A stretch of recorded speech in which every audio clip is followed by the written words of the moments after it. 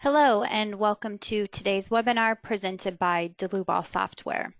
Today we'll be working in our structural analysis and design software RFEM as well as RWIND Simulation. The topic for today's webinar is RWIND Simulation, wind load simulation, and generation. My name is Amy Heilig. I'll be your presenter. I'm the CEO of the U.S. office and also a technical support and sales engineer, and we are located in Philadelphia, Pennsylvania. My colleague Alex Bacon will be today's moderator, answering any questions you may have. He's a technical support engineer, also located in our Philadelphia office.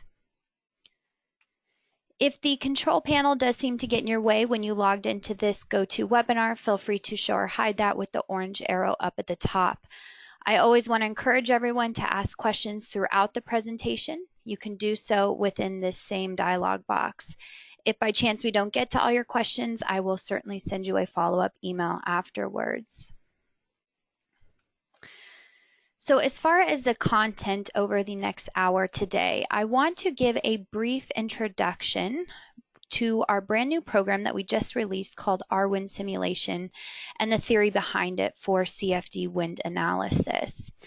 Then we'll move on to our example where I'll give a quick review of our initial 3D model within our finite element analysis program, RFEM, which will work concurrently with RWIND.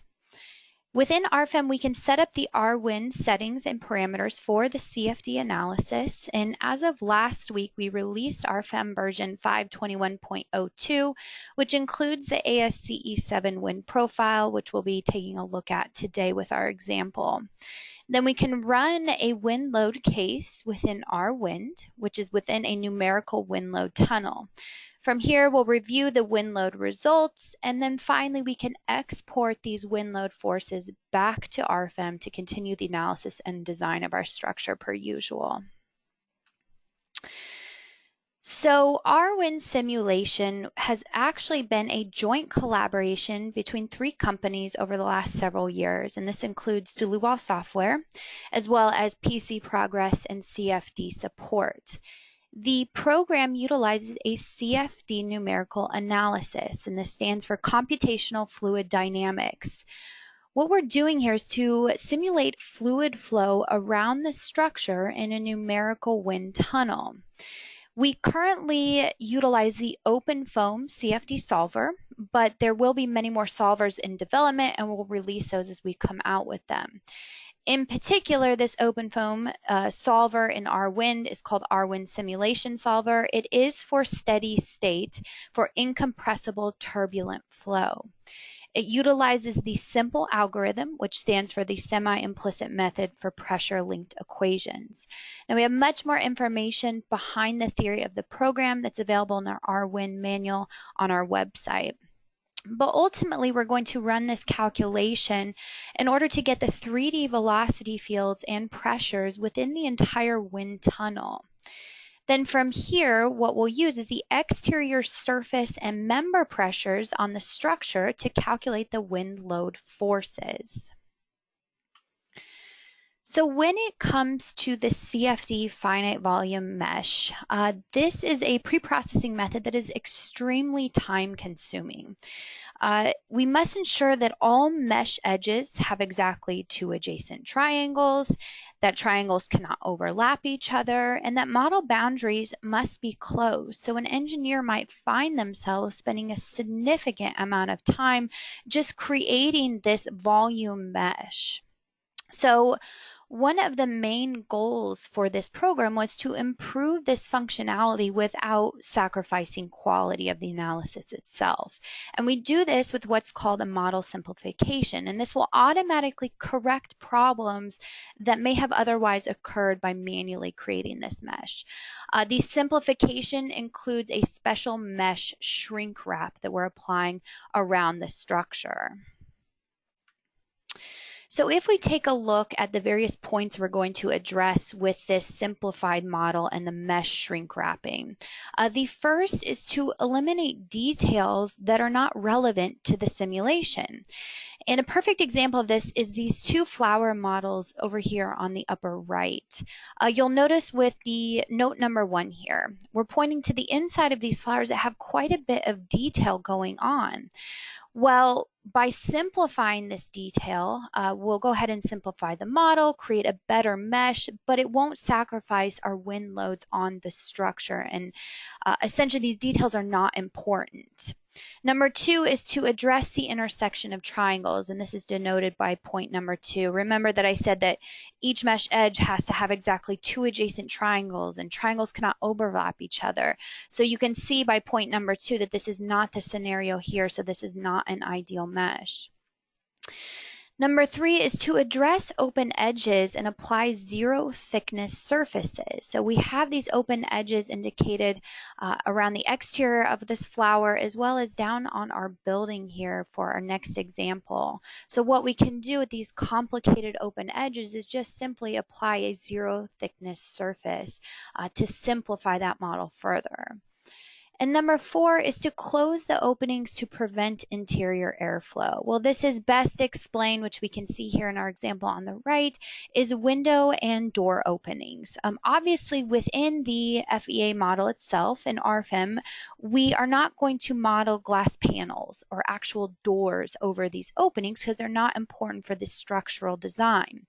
So when it comes to wind analysis, though, we don't want to allow interior wind flow where it shouldn't be occurring. So we want to close these openings with that shrink wrap mesh. So within RWIND, we're going to address each one of those points, 1 through 4, with that shrink wrap. Again, I mentioned that we're going to eliminate details that are not important, and we can see that with the same 2 flower models on the right. We've now eliminated the detail at the center of the model, but yet this isn't going to affect the CFD analysis and overall wind loads enough to matter. So by simplifying, we can decrease the overall mesh. Number 2 is the intersection of triangles. Again, each mesh edge has exactly 2 adjacent triangles. The mesh on the left is pretty fine. The mesh on the right is quite a bit more coarse, so we can see exactly how those triangular mesh elements are lining up adjacent to each other. Number 3 is to close the open edges. Again, this model on the right, we can add a zero thickness surface here to close those open edges and simplify further. And number 4 is to close openings to exclude airflow where it doesn't exist, which we can see with our building model down at the bottom. We've closed all those window and door openings. Now, there is a very important assumption, and the assumption is if this simplified model approximates the original model well, then the calculated wind loads are going to be correct. This is really no different in making sure that our mesh is refined well enough so that we get accurate results. Same concept for the simplified model and mesh shrink wrapping around our structure for CFD analysis. The user has the ability to control the opening size, so we can close smaller openings while leaving larger openings open if we'd like, as well as the mesh size. How coarse or how fine do we want this mesh? And we'll see all that with our example today. There is the option to turn off the simplified model, but this really is only suggested for advanced CFD users. So most of us on today's webinar will always leave this option checked. I'll show you that in the example as well. So a very common question that we have been asked since we have released this program is the role of CFD with engineering standards. So I just want to spend a few minutes talking about this discussion point. The engineering codes such as the ASCE 7, the NBC, the Eurocode all provide minimum engineering requirements and loads for safety considerations. And of course, this includes wind loading. Well, when we take a look at the ASCE 7 and the various wind load methods, this includes the simplified method. So for any simple structure, the analytical method for any more complex structures, and finally, we have the wind tunnel method, which is for structures that don't fall within these simplified or analytical methods. And you'll notice that I did not mention CFD in this list. So the question might be, well, how can we use CFD then when it's not necessarily listed within these standards? How can it still be a useful tool? So that brings me to my next slide here, where I'm going to discuss several points on how we can use CFD as a cost-effective engineering tool for many useful applications. Now notice that I have underlined tool. We really are not looking to replace the standard and the minimum requirements, but rather how can we utilize this along with the standard to better narrow our focus on how wind loads will affect our structure.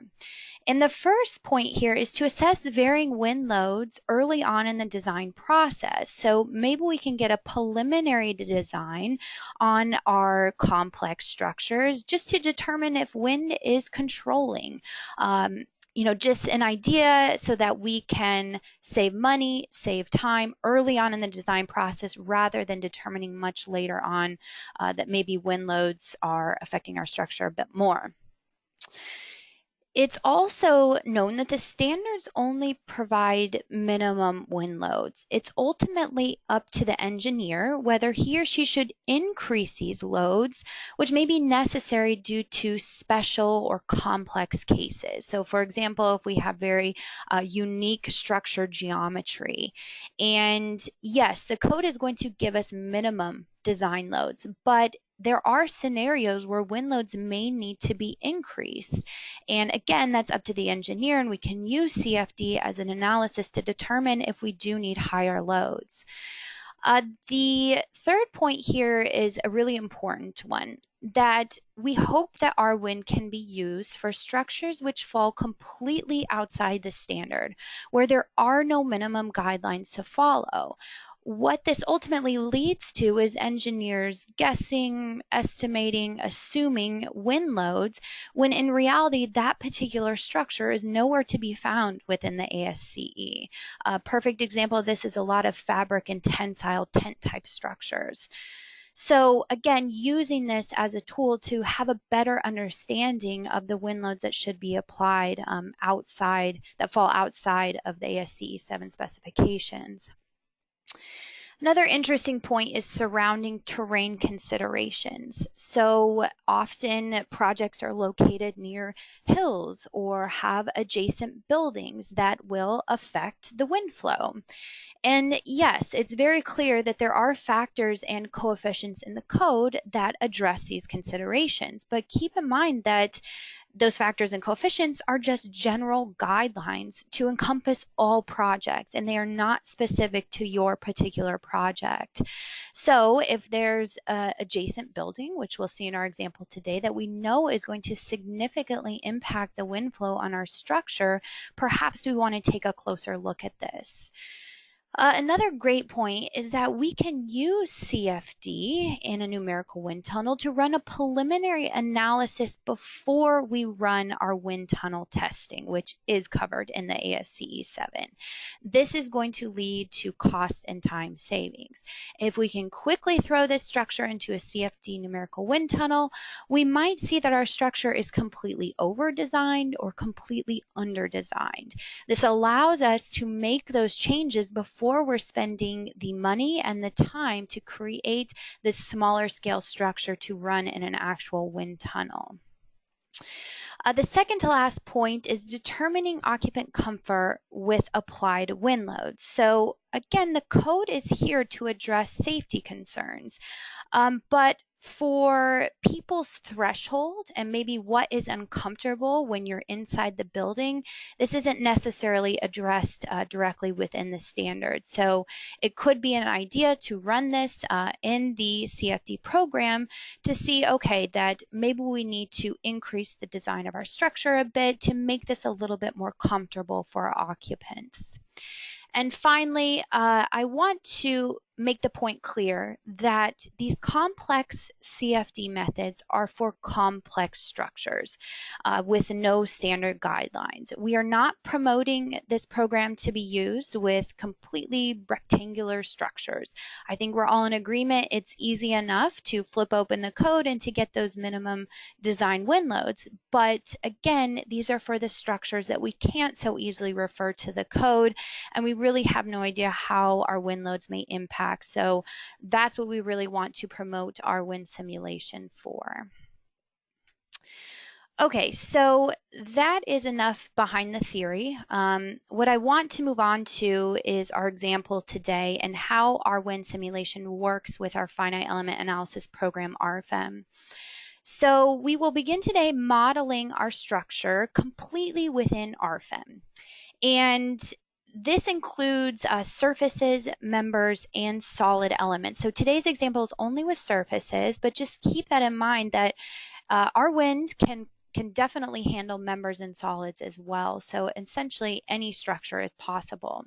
We also can set up our various load cases, so dead load, live load, snow load. But when it comes to our wind load case, this is where we're going to export the structure geometry into our RWIND simulation. Here is where we run the CFD wind analysis. And then we can import in those wind loads back to RFEM. Now we have a typical load case for wind that we can combine in our load combinations within RFEM. So wind along with dead load, live load, snow load can all be considered together, and we go about our analysis within RFEM as usual. And eventually we can move into the design add-on modules. So that's a little background on the theory and how essentially the programs will be working together. So what I'm going to do now is to get started with our example today. You'll notice here that I have modeled a very simple but interesting geometry here for our structure within RFEM.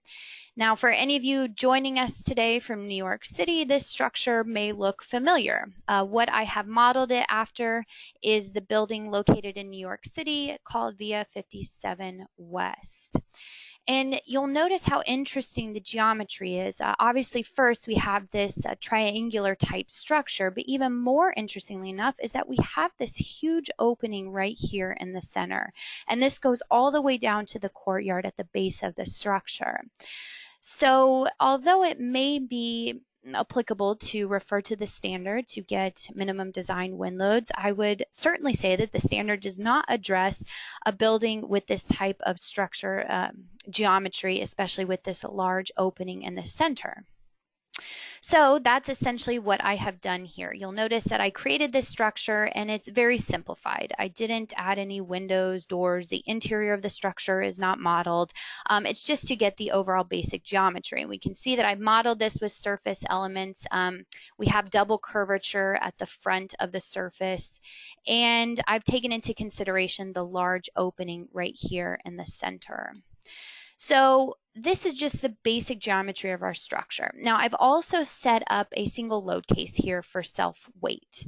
And I haven't created any other load cases quite yet, but let's move into our first wind load case scenario. Under Calculate, I can access our RWIND under RWIND Simulation, where we can simulate and generate wind loads. So this brings up my dialog box here that I'd like to go through in a little bit further detail in order to set up our parameters for our CFD analysis. The first is to define the wind directions. You'll notice that the program automatically sets a uniform step here. So if this is set to 45 degrees, you'll notice that every single direction is defined here, 0, 45, 90, and so on. We could change this to 90 degrees, and now we have only 4 defined directions. You'll notice that on the second tab here, this lists out the individual load cases. So we have wind in the 0 degree direction, 90, 180, and so on. Now in turn, if you just have a few different scenarios that aren't necessarily defined at each one of these steps, we can manually define the direction. So let's say I want 35 degrees and 135 degrees. Well, again, on this second tab here, we can see that both those load cases are automatically updated. For today, we'll take advantage of 90 degrees and we'll actually be looking at only one load case direction in particular. The model properties, so this allows us to close those openings. And remember in the PowerPoint, I says the user has the ability to close the opening size that they define. So in this example today, I don't have any openings necessarily, but if I did, I could enter in some values here to close windows and doors. We do have an extremely large opening in the center. I certainly don't want to close that because I want the wind flow to be allowed to move freely within that area. So for today, again, we'll just leave this as 0. Now the terrain level, if we had modeled a basement for our structure and we do not want that basement height to be exposed to the wind profile, we could set the depth here. So for example, if we had a basement that was 30 feet in height, we can type in 30 feet and now the wind profile will be applied at the elevation of 30 feet and above. We don't have a basement for today, so we can leave this unchecked. Then we have the wind velocity where we can define our wind parameters according to a couple standards here. We have the Eurocode available to us, and just last week we have released the ASCE 7 2016. Now, if you are utilizing a standard which is not found here, such as the NBC code or something other than ASCE 7 or Eurocode, it's no problem because all you need to do is to define this user-defined option. What this can allow you to do is to simply define the wind profile, including the wind velocity as a function of the height. You can import and export directly to and from Microsoft Excel, so that might be quick just to generate up a quick spreadsheet, import in those values here. Now we will have more standards in development and release as they come out. For today, we do want to take advantage of the ASCE 7. The first option here is the exposure category, and this comes from section 2673 within the standard. We have here either exposure B, C, or D. We're going to choose exposure D today because this building is actually located right next to the Hudson River. So D is for unobstructed areas and water surfaces. We don't have much blocking that wind coming off the Hudson River, so we kind of want a worst case scenario here. The topographic factor, which is KZT, comes from section 2682, and this is the wind speed up effect. We'll actually just be using the default 1.0 here. Ground elevation factor, KE, comes from section 2610.1, and this is in reference to the ground elevation above the sea level where our project is located. Again, we'll be using 1.0 for our project today. Now, the basic wind speed, you'll see here that this is defined as a velocity in feet per second. This information should come directly from the ASCE 7 and the wind load maps. What might be helpful is to take advantage of our GeoZone tool on the DeLuBal website. So you can find this tool at delubal.com. Under Solutions, you'll see the GeoZone tool available to us under Online Services.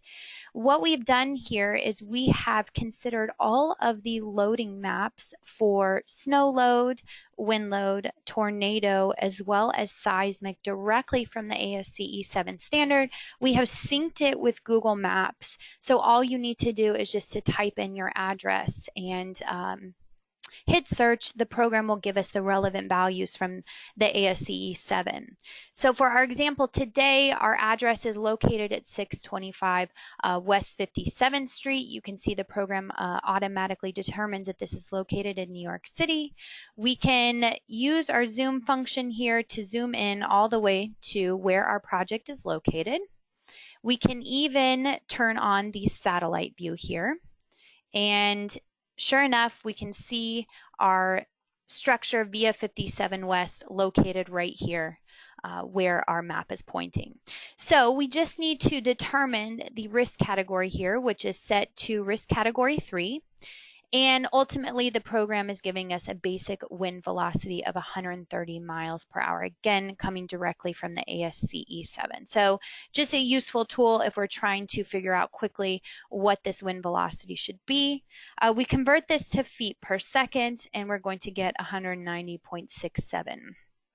So based on all of this information here, our wind profile is going to update automatically. So we don't need to do anything further. We can also see it graphed out on the right-hand side. The second tab I've already briefly mentioned is just listing out the various wind load cases depending on which direction our wind is coming from. We'll get back to this in just a minute.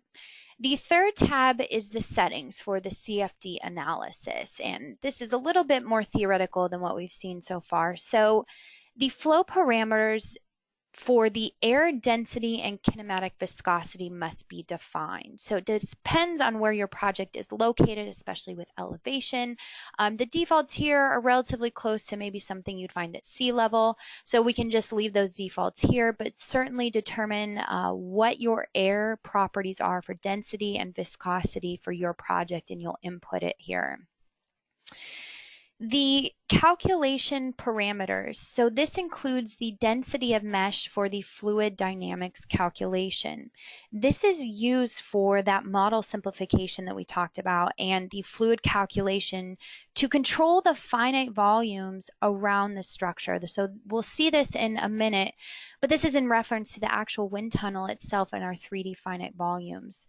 The default here is 20%. The range is anywhere from 10% to 100%.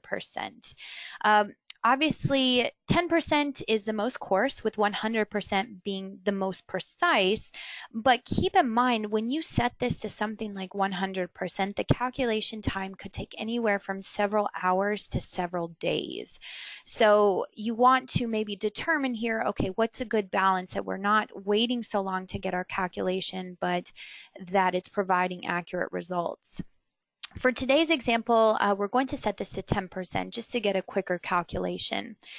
The maximum number of iterations is useful to avoid infinite loops within the calculation process, but keep in mind that not all iterations have to be carried out. So if we find convergence before this 500 has been reached, the program will present our results to us. So we'll just leave this as the default. The convergence criteria is the stop limit for the calculation. So when the residual pressure has fallen below this defined value, then the calculation will stop. Again, the default settings 0.001. You can go smaller, may take longer to find convergence. If you go too big, then you may not be getting accurate results. The level of detail, this refers to the structure itself and this mesh shrink wrapping. The range is from 0 to 4. So if you can remember back to the PowerPoint with the flower model, we're talking about, okay, how much detail at the center of that flower do we want to consider? Do we want to really simplify it, or do we want our mesh shrink wrap to really account for every single detail? So therefore, with this range, 0 is the most coarse and 4 is the most fine.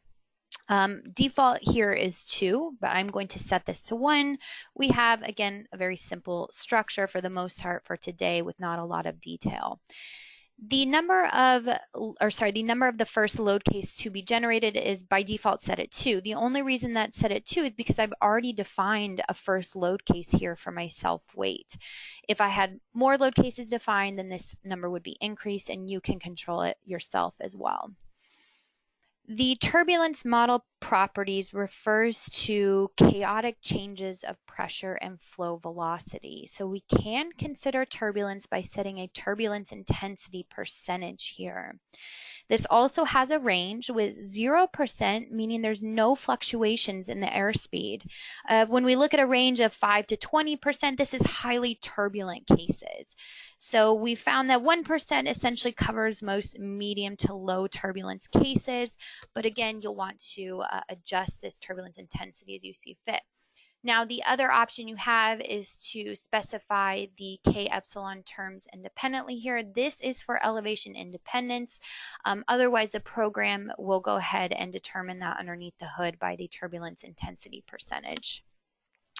The member load distribution. So you can remember that I mentioned not only surfaces that are possible, but of course members are possible to consider within RWIND. The program is asking us, when we bring back in these generated wind loads from RWIND, how do we want them to be distributed within RFEM as concentrated, uniform, or trapezoidal loads? So we don't have that scenario here, but that's essentially what you're choosing. And finally, we have our last two options. The first option is to export the optimized member topology. This is checked by default. And what this is in reference to, if we consider something like a I-beam that has flanges and a web, when this option is checked, we'll actually just export a basic rectangle shape or a basic square shape to simplify that section geometry. And most likely, it's not going to impact your loads enough. But by all means, if you would like to export out the exact geometry of these cross sections, then you could uncheck this here. This checkbox to export active objects only refers to if we had some other elements back in the RFEM model that we had modeled that we didn't want to be considered for the wind load, well, we could deactivate them. In our case, it doesn't matter whether we check this or uncheck this because we only have one structure. Okay, so back under the load cases here, we are now ready to begin our calculation within RWIND. The most efficient option would be to choose this button here that says Calculate All in Background. So what essentially will happen is that RWIND will never open. Everything is going to happen behind the scenes. The program will run that calculation, and then eventually we're going to get checkboxes here for calculated, and the load cases will automatically be available to us within RFEM. Now, on the other hand, if you're wanting to see the actual calculation within RWIND, which we do today because I want to explain several of the program features, we can place our cursor on any one of these wind directions. Now, these angles are based off the global x-axis, and this is true in either program. The x-axis will be oriented in the same direction. So when we are considering wind from the 0 degree direction, we're going to have wind flow from left to right on the structure here. This structure is at a skew, so I'm not going to have wind directly on the front face, normal to the front face, but rather it's somewhat of an angle here. So it should be quite interesting to see once we get into RWIND. And then of course, we're just going to move around in a full 360 circle until we have fulfilled all of these different load cases. So for today, let's just consider the 0 load case, and I'm going to put my cursor in that cell, and I can open RWIND Simulation. So you'll notice that within a split second, my structure geometry is imported into our standalone program, RWIND. And we can zoom in here to view this structure, and the model geometry is quite exact. It includes that double curvature front surface here. You'll notice that we also have our opening located up here at the top. So everything would be brought in directly from the program without having to select any further modifications. The first thing I'm going to do here is to activate my wind tunnel, and I can do so under my display options. So here exactly is our wind tunnel that we're going to run this numerical CFD analysis. If I change my view settings here to the reverse Z direction, I'm now looking at a plan view. So we can see my structure. As I mentioned, it's located at kind of a skew in relation to how the wind flow is going through this tunnel. So we can see by the big red arrow, the wind flow will be from left to right. You'll also notice the meshing of the wind tunnel itself. So this is what we have set with the density of the mesh at 10%. When we're on the exterior here of this wind tunnel away from the structure, it's quite coarse. But as we move in closer to the structure, then you're going to see a more refined mesh. All right, so going back to the isometric view here, let's take a look at the simulation parameters. So I'm going to double click the option over here in my project navigator, and quite realistically, this is all of the information that I have already set within RFEM, but I do have the ability here to make any changes if I'd like. But just know that we don't need to repeat any of this information. It is brought in from RFEM. So for example, we have the flow parameters, which includes the inlet velocity, which is the wind speed entering the tunnel. We also have the kinematic viscosity and the density of our air. Remember, we left those at default. We also have the finite volume mesh settings. We had set this to 10%. You'll notice that as I use this slider bar to increase this, how my mesh is changing on the right-hand side. We're increasing the number of 3D volume elements for an increased mesh total. So again, that's going to change quite significantly. So you can imagine when we're all the way at 100%, these 3D volume elements, why it takes such a significant long time to run the calculation. These mesh cells are only 1.8 feet wide, and keep in mind this structure, although it looks small, is about 480 feet high, which was modeled in RFEM. So we will go back to the 10% here for a mesh cell size of about 18 feet. The calculation utilizes the OpenFOAM numerical solver. As I mentioned, we're working on more solvers in development at the moment, so this is the one that we'll be taking advantage of. The max number of iterations and the convergence criteria, 500 and 0.001 that we brought in from RFEM. Same concept for our turbulence tab. Here we have set the turbulence intensity to 1%. You'll notice that the turbulent kinetic energy, the turbulent dissipation, and the specific dissipation are all calculated automatically by the program. If we change this to 5%, again, you'll see these numbers change. We'll just be going with the 1% that we previously set. And finally, we have our wind profile here, which is again the information we set according to the ASCE 7, and it's simply the wind speed as a function of height as we move up along the height of our structure. We can make changes to this here as well. So I'm actually going to hit cancel because we want to leave everything as we've previously defined it. Similar concept for our actual model here. Under the model tree, I can double click and I can see a few of the settings displayed brought in from RFEM. One thing that we didn't specify in RFEM is that this is the primary model. The program automatically recognizes this and puts a checkbox here. A little bit later on, when we consider adjacent buildings, you'll see how this differs. The model simplification is set to 1 for the level of detail. And let me also quickly mention, you see this checkbox here for the simplify model. Remember, I said you do have the ability to turn off the model simplification, but it is only suggested for advanced CFD users. So the level of detail, we have set this to 1 for our example today, just for a pretty quick calculation. We don't have much detail that we're worried about. We also have the openings that can be closed for any distance that we specify here. So we will not be making any changes here, so we can click cancel out of this. I just wanted to quickly go over it. The final thing to discuss before running our calculation is the actual wind tunnel itself. So I can double click the wind tunnel settings. And you'll notice that the dimensions of the wind tunnel are defined with 2 different points. We have a point located at the upper right corner and the lower right corner and the upper left corner in the back. So that will define this rectangular wind tunnel for us. Now, if you want to make any changes here, you can. The program automatically adjusted this wind tunnel based on the structure we're bringing in from RFEM and its geometry. But if I've decided I want to extend this wind tunnel to maybe 4,000 feet in the back, I can just simply type that in. I can hit apply, and now you'll see that my wind tunnel is extended. In a similar sense, we have the ability just to adjust this tunnel graphically as well. So we can choose this option here. And now we have arrows that just allow us to slide in the dimensions here, whether that's at the top or bottom, the left or right, and that will automatically adjust our wind tunnel.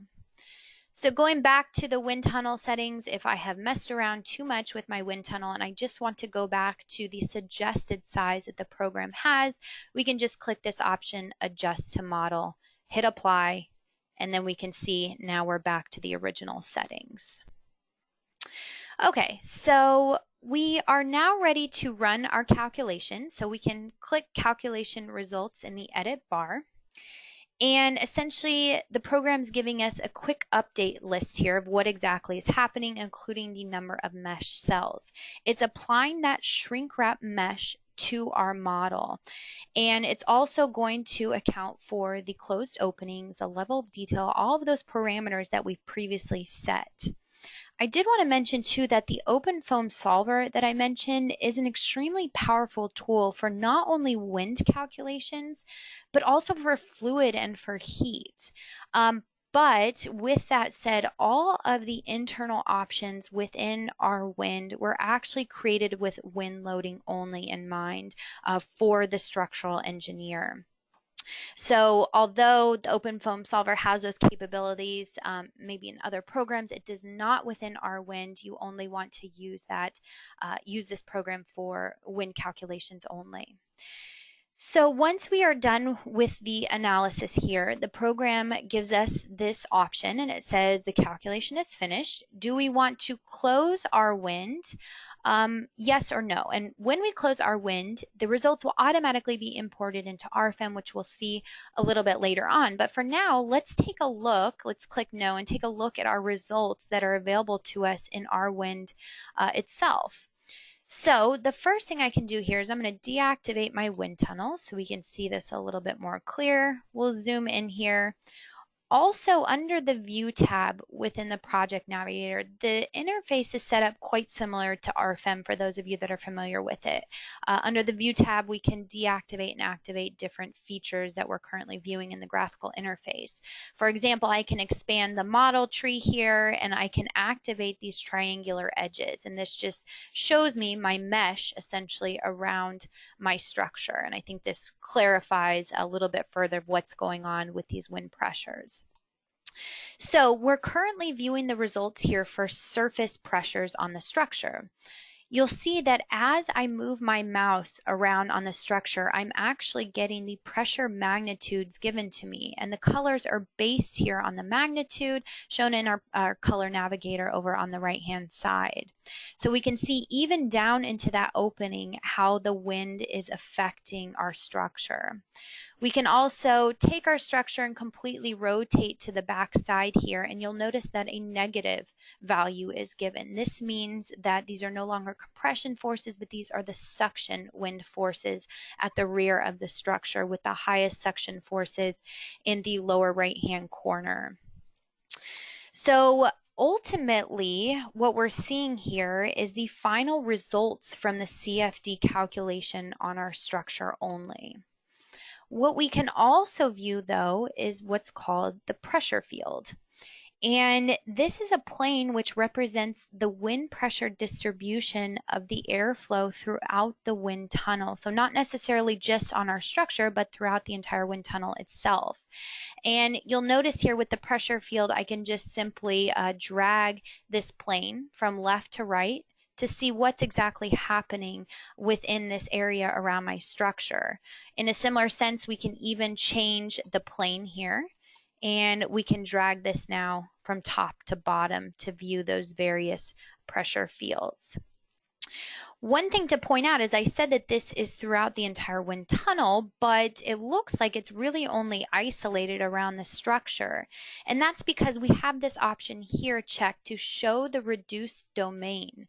When I uncheck this option, now we're seeing the pressure field throughout the entire wind tunnel.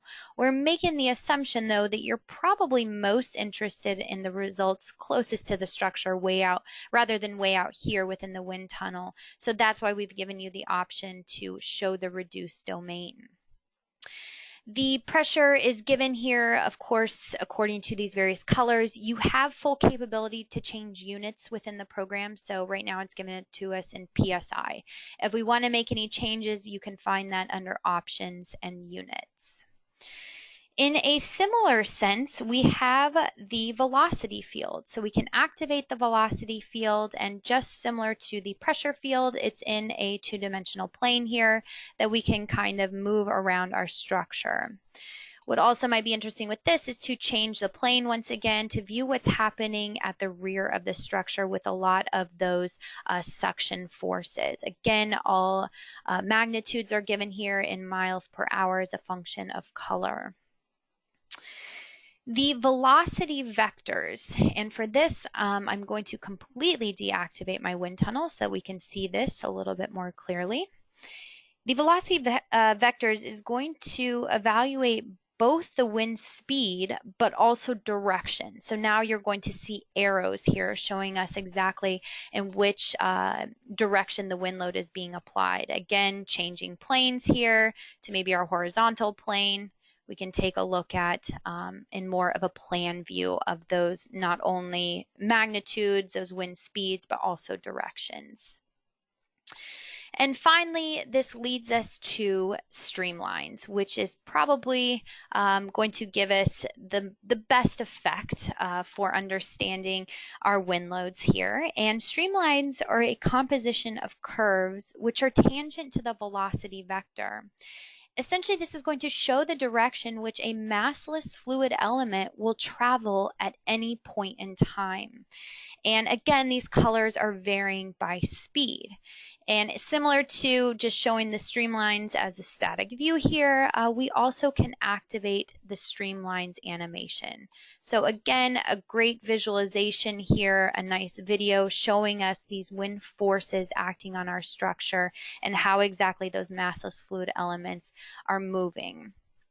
If we want to export these videos, we can do so under Tools and Create Video File. Of course, this is extremely beneficial to send with your calculation package or to any review engineer just to view how those wind loads are being applied. So we can deactivate this animation here, and I want to go into a few more options within these streamline settings because it is quite powerful what we have the ability to view here. The default is a 3D box, which we can see here. Now, similar to the wind load tunnel, we can, grab this 3D box, move it, increase it, decrease it. We also can decrease the number of points. So it's pretty overwhelming right now. Maybe we want to decrease those. We can hit apply.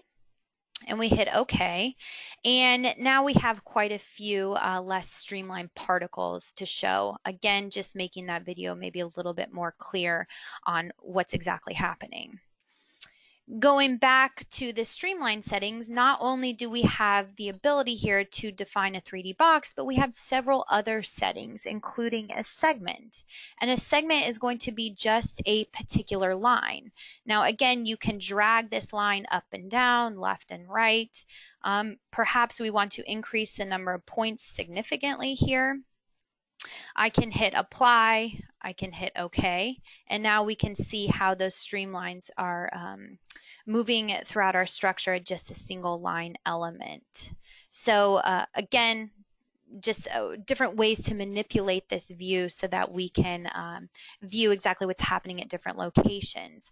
What's also nice about these streamline settings is not only does it need to necessarily be in a horizontal line, but we can actually rotate it vertically here. And I'm just going to eyeball this, move it over to the right of the structure a bit. And sorry, let me do that again. Move it in the vertical direction. We can move it over to the structure. We can hit apply, and maybe we move it a little bit further over to the right. We hit OK, and now we can see it in the vertical direction as well. So again, many options here, and of course this is endless, but you can add these to printout reports. You can export these streamline animations as video files as you see fit.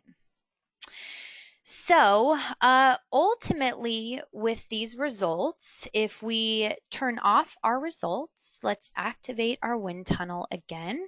Maybe I turn off this triangular meshing.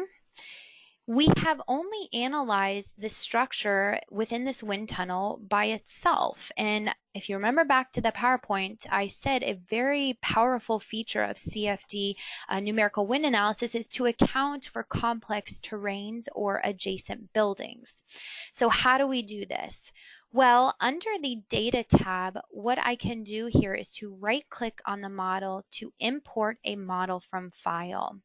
I want to account now for some adjacent buildings that will be located right next to my project that I know are definitely going to influence the wind load. So we have a few file extensions which are still in development, but what we do have available to us is an STL file. So for example, I use SketchUp, I exported my adjacent structures as an STL file, and now I can easily just import them here, which we can find directly on our computer wherever we have saved it. I click open. I am going to adjust the wind tunnel dimensions, but I am not going to move the imported model to the origin. I'll actually make a few movement changes once I import. So when I click OK, the program says that my results need to be deleted, and I click yes, that's fine. So now let's deactivate our wind tunnel here, and I zoom in. I now have some adjacent structures to my original structure. Now the location of these is not quite right, so I can either take this and just simply drag and drop it wherever I'd like, but probably the more accurate method is to double click, and you'll notice here that neither option is checked. The primary model is, of course, our model that we brought in from RFEM, so we don't want to specify this as the primary model. If this was a terrain STL file, we would want to modify this so that the wind tunnel itself would be modified. But rather, this is just some adjacent buildings. We want it to influence the wind load, but it's neither one of these, so both can be left as unchecked. But under the Positions tab, this is where I can modify the origin of this imported file. And for today, I want to modify to a negative 120 feet in the X and negative 950 feet in the Y. I click apply, I can hit OK, and now we can see how these adjacent structures sit right next to the building in question. So inevitably, this is why I want to account for these adjacent structures, because I know that the wind loading is going to be affected based on where these are located. And you can imagine that when we start to consider wind loads, especially in the 180-degree direction, it's going to be significantly impacted by these rear structures. The wind tunnel, when we first imported in this additional file, the wind tunnel was automatically updated, but then I moved these adjacent structures around a little bit. So remember, all I need to do is to double click on the wind tunnel, adjust to model, I click OK, and now my wind tunnel is slightly smaller here, and we are now ready to begin our calculation. So I can calculate my results, and you'll notice a couple things here that, first of all, we have a little bit more mesh than what we were previously dealing with, and that's for a couple reasons, of course. We had to increase the size of our numerical wind tunnel here to account for the additional structures. We're also going to apply a mesh shrink wrap around these adjacent structures as well. But eventually, as soon as the program is done applying this mesh shrink wrap to not only the adjacent structures, our structures, and account for the 3D volumes here, we're going to get essentially a pressure diagram. And what this pressure diagram is going to show us, which you can see residual pressure as a function of the iterations, it will show us the progress of the applied pressure during the iterative simulation process. Remember, we set our convergence criterion to 0.001, so the program is reaching to find that. The solver will start with an initial pressure value, and then the simulation refines the residuals with every iteration. Ultimately, it's trying to reduce the pressure imbalance. So if you find the scenario of looking at this graph as it's solving and there's a lot of oscillations, it's probably means that there's not great convergence, and we need to make some changes to our model. One change that might be helpful is to increase the length of our wind load tunnel. Sometimes the wind load tunnel is too short, and by increasing that, we'll get better convergence. We could make some changes to the meshing, whether it's the density of the wind tunnel or the details of the structure as well. So quite a few changes in order to find better convergence. Ultimately, though, we are presented with our results here. We do not want to leave our wind quite yet, and we can take a look at our results presented to us. So let me jump to surface pressures, and we can see the high surface pressures at these adjacent buildings, which are available to us. But ultimately, we're looking at how these adjacent buildings impact our structure that we're designing. And you'll notice that in some locations situated behind this adjacent building, I'm getting extremely low pressure values, clear up to 0.008 psi, where previously we had fairly high pressures there.